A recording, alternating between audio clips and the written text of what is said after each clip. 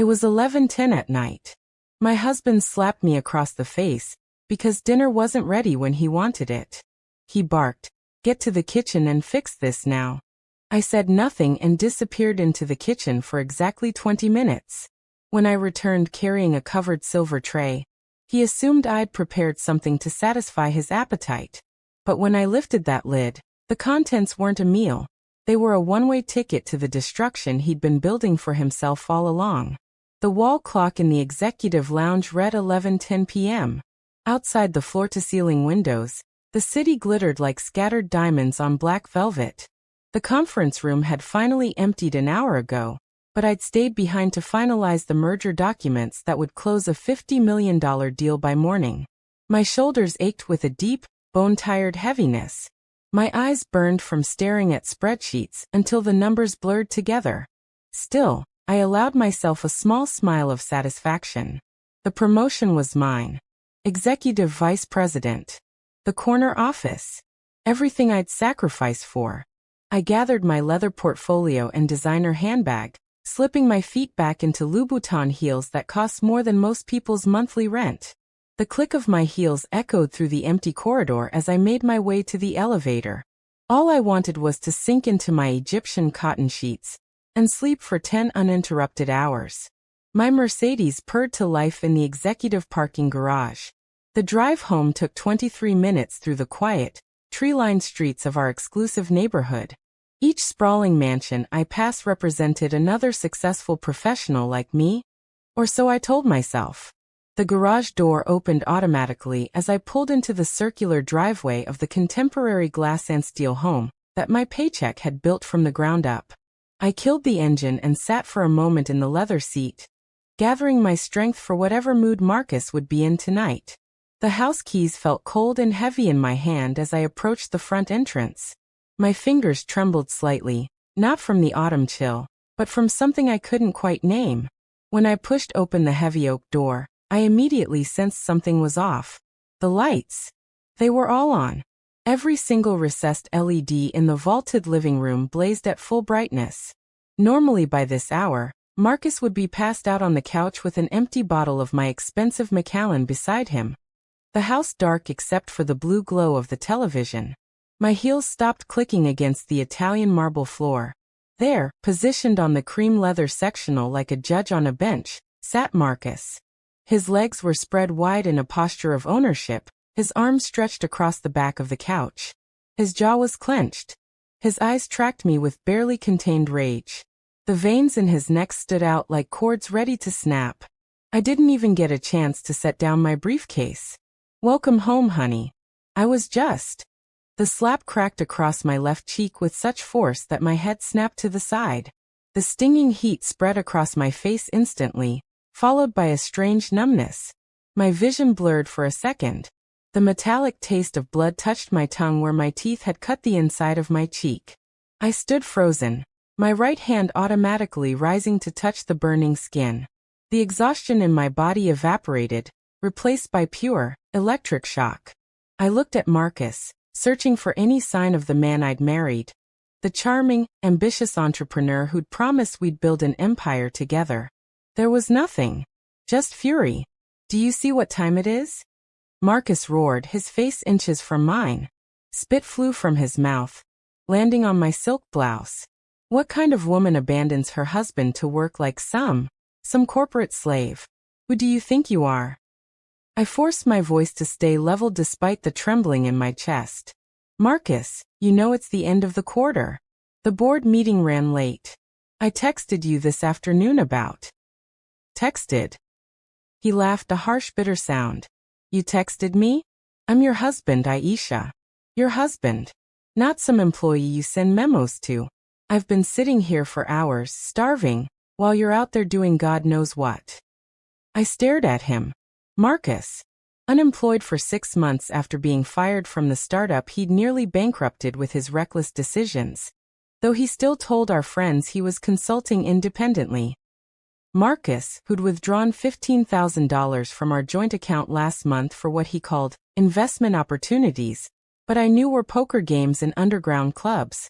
Marcus, who lived in a house I purchased, drove a car I leased, wore clothes I paid for, and had the audacity to call me a slave for earning the money that funded his delusions of grandeur. And now he was screaming at me for coming home late from the job that kept him fed. Get to the kitchen. The boardroom fell silent when Aisha Coleman stood. 12 executives, 10 men, 2 women, watched her command the space with the kind of authority that couldn't be taught. Her presentation dismantled their objections one by one, each slide a surgical strike against their doubts. The merger closes Friday, she said, her voice cutting through the tension like a blade. Questions? No one spoke. The CEO nodded, a rare smile crossing his face. Excellent work, Aisha. This is why you're getting the EVP position. Applause rippled through the room. Aisha smiled, accepting handshakes and congratulations, playing the role of the confident executive perfectly. But beneath her tailored suit, her heart hammered with a different kind of pressure. Because in 6 hours she'd have to go home. The celebration drinks lasted until 9 p.m. Aisha excused herself early, citing tomorrow's early meetings. Though the truth was far darker. She sat in her Mercedes in the parking garage for 10 full minutes, gripping the steering wheel until her knuckles went white. The $2 million home she'd purchased 3 years ago. The one with the chef's kitchen, the infinity pool, the view of the city, had become her prison. She checked her makeup in the rearview mirror, making sure the concealer covered the fading bruise on her jaw from last week.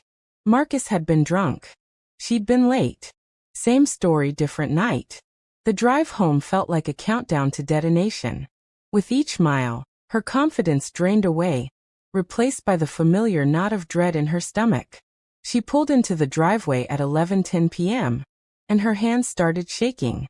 The house was too bright. Every light blazed like an interrogation room. And Aisha knew immediately this wasn't going to be a quiet night.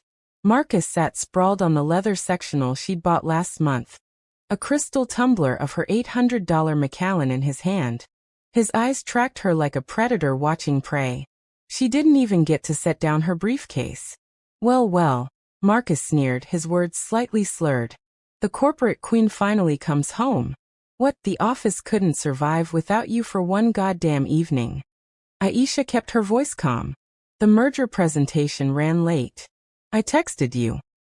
Texted me. He laughed bitterly, rising from the couch. I'm not your assistant, Aisha. I'm your husband. Remember that word? Or have you forgotten what a marriage looks like? The irony was suffocating. Marcus, who hadn't worked in 6 months. Marcus, who'd been fired for embezzling from his own startup and now told everyone he was consulting.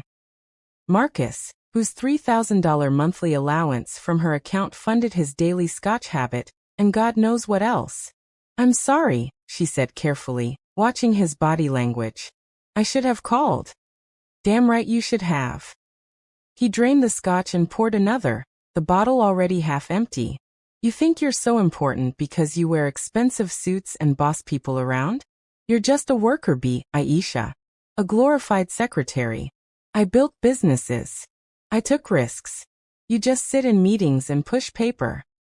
She bit her tongue, tasting blood. This man lived in her house, drove her car, wore clothes she purchased, and had the audacity to call her a secretary. The slap came without warning. An explosion of pain across her cheek that sent her stumbling backward. Get to the kitchen and make me something to eat, Marcus snarled, already turning back to his scotch. And it better be good. Aisha touched her burning cheek, feeling the heat spread across her face. But she didn't cry. She didn't scream. Instead, something cold and final settled over her like a shroud. Of course, she said quietly. I'll make you something you'll never forget. She walked to the kitchen, her heels clicking deliberately against the marble floor. 20 minutes. That's all she needed. Marcus thought she was preparing dinner, but Aisha didn't even glance at the stove. Instead, she moved to the custom cabinet panel beside the wine fridge. The one with the biometric lock that only recognized her fingerprint. The panel slid open silently. Inside was a silver serving tray she'd purchased 3 months ago. Beside it, a USB drive, a manila folder, and a burner phone. She'd been planning this moment since the first time Marcus hit her 8 months ago.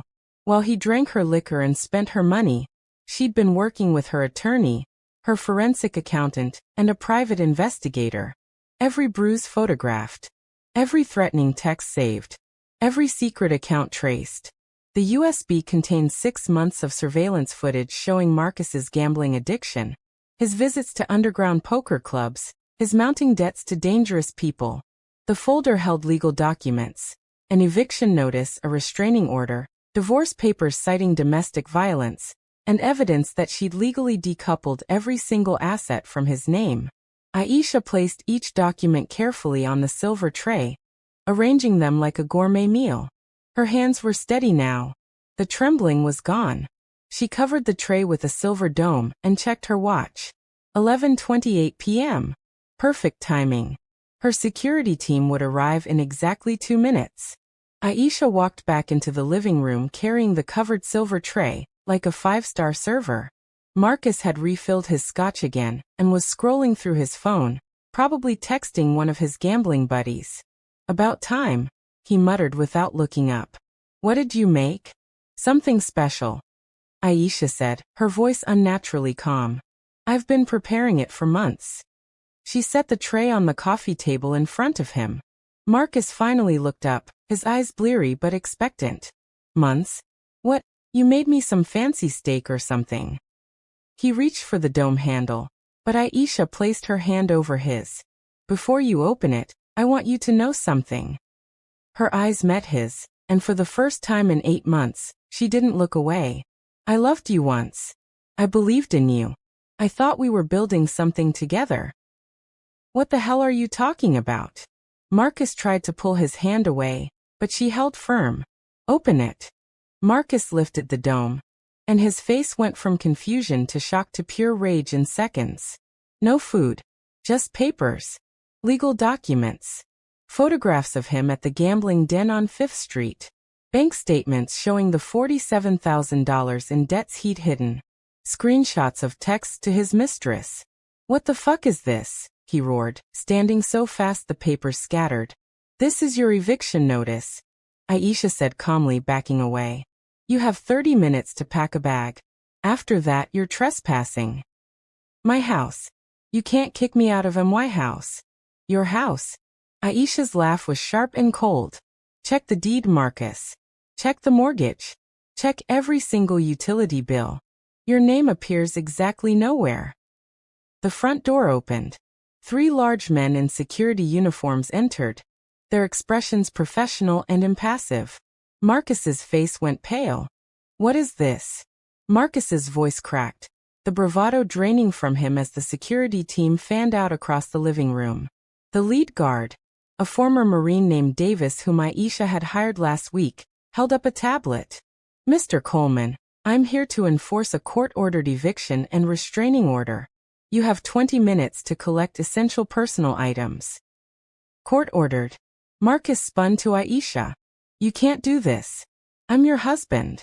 "Not for long," Aisha said, pulling her phone from her pocket. She tapped the screen, and throughout the house, she could hear the electronic locks engaging with soft clicks. "I just changed every lock code, Marcus. The garage, the wine cellar, even the pool house where you've been hiding your poker winnings. All inaccessible." Marcus lunged toward her, but Davis stepped between them instantly. "Sir, I strongly advise you to pack your belongings peacefully." "Peacefully?" Marcus's face turned purple. "This bitch is stealing my life." "Your life?"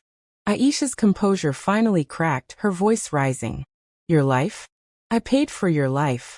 Every meal, every drink, every piece of designer clothing you wore while pretending to be successful. I bought it all. You contributed nothing except bruises." She pulled down the collar of her blouse, revealing the fading marks on her collarbone. Davis's jaw tightened, and the other guard shifted uncomfortably. 20 minutes starts now," Davis said firmly. Marcus stood frozen, his eyes darting between the guards and Aisha, finally understanding this wasn't a bluff. He stumbled toward the stairs, his movements jerky and desperate. "You'll regret this," he called back. "I'll take everything from you." Aisha watched him go, then walked to the window. Outside, she could see neighbors' curtains twitching. Mrs. Peterson from across the street stood on her porch, phone in hand, probably recording everything. Good. Let them see. 19 minutes later, Marcus emerged with a single duffel bag, still wearing his bathrobe because apparently he'd forgotten how to dress himself. Marcus stood on the sidewalk in his bathrobe at midnight, the duffel bag at his feet, staring at the locked door of what used to be his home. He pulled out his phone, hands shaking, and opened his banking app. Joint account first, the one with Aisha's direct deposits. Password incorrect. He tried again. Account locked. His personal account next. Balance, $247.53. That was impossible. There should have been thousands, tens of thousands. He'd been skimming from the joint account for months. Marcus called the bank's emergency line, forcing his voice to stay calm. This is Marcus Coleman. There's an error with my accounts. I need immediate access. The representative checked his information. I'm sorry, Mr. Coleman, but your joint account was closed 4 months ago. Mrs. Coleman transferred all funds to a protected trust account. 4 months ago? Marcus's voice cracked. She can't do that without my permission. According to our records, the account was opened in her name only, with you listed as an authorized user. She had every legal right to close it. The line went dead. Marcus tried the credit cards next. All declined.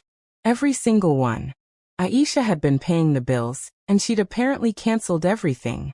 His phone buzzed, a text from his bookie. Payments due tomorrow. $23,000. Don't make me come find you. Marcus tried calling Aisha. Blocked. He tried the house phone. Disconnected. He tried emailing her work address, but it bounced back with an auto reply. Legal correspondence should be directed to Goldman and Associates. His chest tightened. Goldman and Associates were the most ruthless divorce attorneys in the state. Marcus looked back at the house, his house, the one where he'd lived like a king for 3 years without paying a single bill. The lights were still on, and through the window, he could see Aisha inside, calmly speaking with her lawyers. She glanced up, met his eyes, and closed the curtains. 3 days later, Marcus sat in his old college friend Brandon's basement, sleeping on a worn futon that smelled like mildew. He'd burned through every favor trying to find somewhere to stay. His phone buzzed constantly. Creditors, bookies, repo companies. He ignored them all and focused on his real plan. Destroying Aisha's reputation before she destroyed his. He started texting their mutual friends, painting himself as the victim.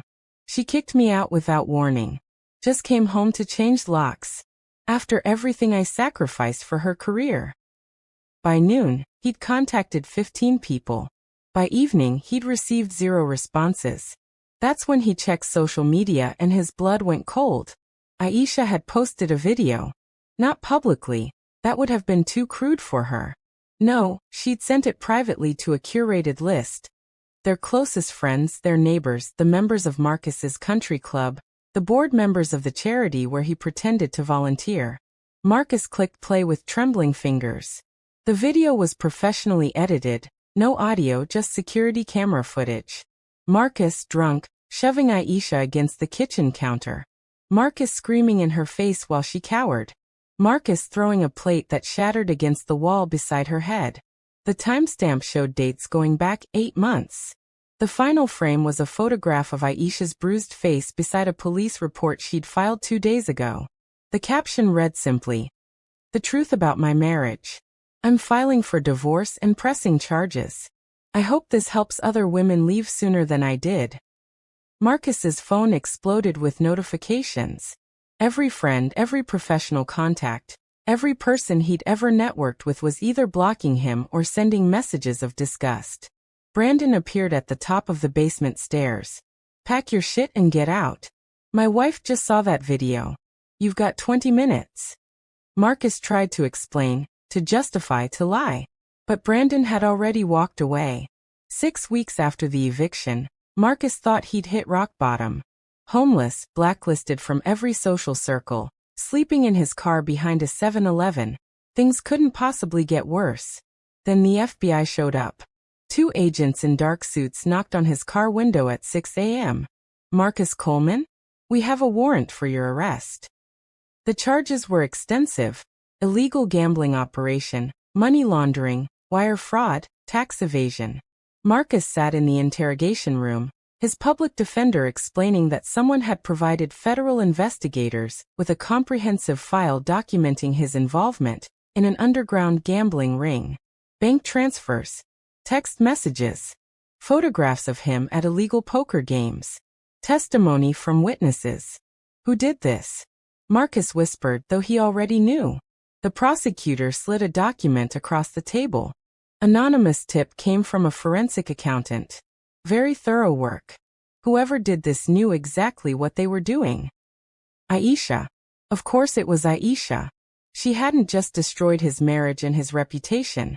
She'd used her executive skills to audit his entire criminal life and gift-wrapped it for federal prosecutors. The evidence is overwhelming, his lawyer said quietly. They're offering a plea deal.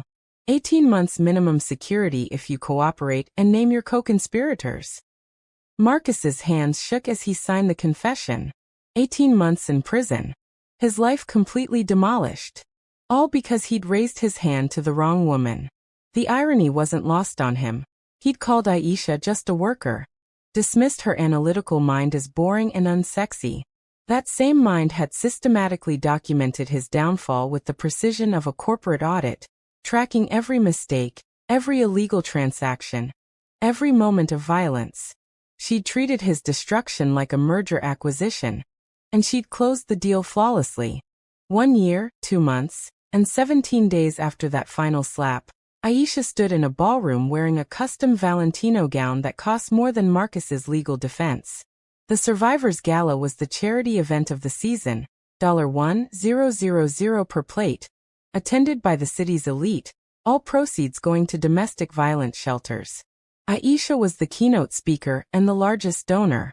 She'd just written a check for $500,000. As she moved through the crowd accepting congratulations on her recent promotion to chief financial officer, she felt genuinely at peace for the first time in years. The bruises had faded. The nightmares had stopped. She'd even started dating again, a kind, successful architect who treated her like a partner, not a possession. Your car, Ms. Coleman? Aisha turned toward the voice and froze.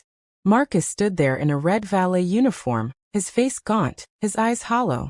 He'd lost at least 30 pounds. His hands trembled as he held out a ticket stub. For a moment, neither of them spoke. Aisha studied this broken man who'd once terrorized her, and felt nothing. Not anger, not satisfaction, not even pity. Just a distant recognition. Like seeing a stranger who vaguely resembled someone from a bad dream. Thank you, she said politely, handing him her keys and a $5 tip. Their fingers didn't touch. Marcus stared at her, waiting for acknowledgement, for confrontation, for something. But Aisha had already turned away, returning to her conversation with the governor about expanding domestic violence legislation. She didn't watch as Marcus walked toward the parking garage. She didn't care that he stood there for 5 full minutes, holding her Mercedes keys like a prophet holding the tablets of his failure. She had a speech to give, a future to build, and a life to live. Marcus Coleman was exactly what he deserved to be. Invisible, irrelevant, and completely beneath her notice. When she drove home that night, Aisha didn't even remember the valet's face.